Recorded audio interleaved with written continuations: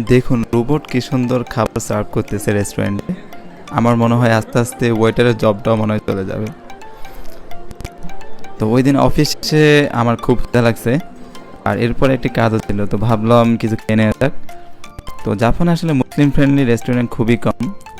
সাইজেরই একটি Italian restaurant, but এখানে কিছু মেনু আছে যেটা একদমই ভেজিটেবল। তো ভাবলাম যেগুলো খাওয়া যায় কিনা।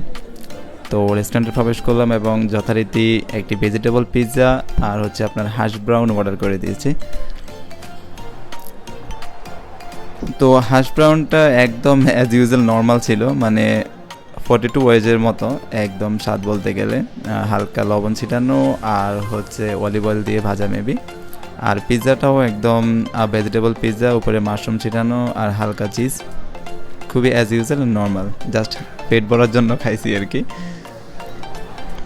তো মোটামুটি এগুলো শেষ করলাম, কিন্তু এখানে একটা ব্যাপার খুব ভালো লাগছে, যে ড্রিঙ্কসটা আপনার যতবার মন চায় অতবার নিতে পারবেন এবং